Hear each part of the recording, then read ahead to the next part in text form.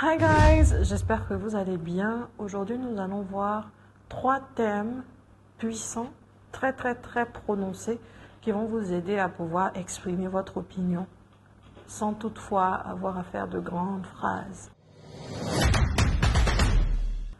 Alors déjà, nous avons le terme thought-provoking.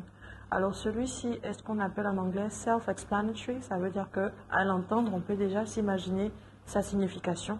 Et ça veut simplement dire que ça appelle à une réflexion beaucoup plus profonde. Quand vous dites que quelque chose est thought-provoking, ça veut dire que ça généralement fait réfléchir beaucoup les personnes qui l'entendent ou qui y participent. Par exemple, le discours, or should I say it rather in English, right? The speech of the president was thought-provoking. Ça veut simplement dire que le discours que le président a donné a suscité beaucoup de réflexions. Ensuite, nous avons impractical. Quand vous dites que quelque chose est impractical, ça veut simplement dire que ce n'est pas réaliste, ce n'est pas vraiment pratique. C'est quelque chose d'un peu farfelu. Par exemple, the method that you gave me is impractical.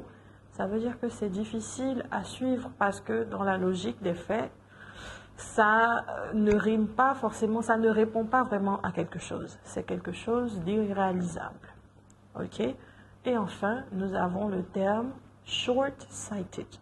Alors, ce terme-là, au sens propre, veut littéralement dire myope. Quand vous dites qu'une personne est short-sighted et que vous le dites au sens propre, ça veut dire que cette personne ne voit pas de loin, elle est myope. Ceci dit, au sens figuré, ça veut dire quelque chose qui va dans le même sens, c'est-à-dire que supposons par exemple qu'on dit qu'une décision est short-sighted. A decision is short-sighted. It means simply que cette décision-là n'a pas une vision sur le long terme. C'est-à-dire que le processus ou l'intention derrière la décision ne sera pas praticable ou ne sera pas valable sur le long terme. OK? So, vous pouvez utiliser ce genre de phrase pour décrire, exprimer votre opinion en décrivant des choses que vous entendez ou alors des processus dont vous êtes témoin. This was it for this video. I hope that you found it useful, and if you did learn something new, don't forget to comment down below one sentence using those words. Also like, share, and subscribe. See you for now. Bye.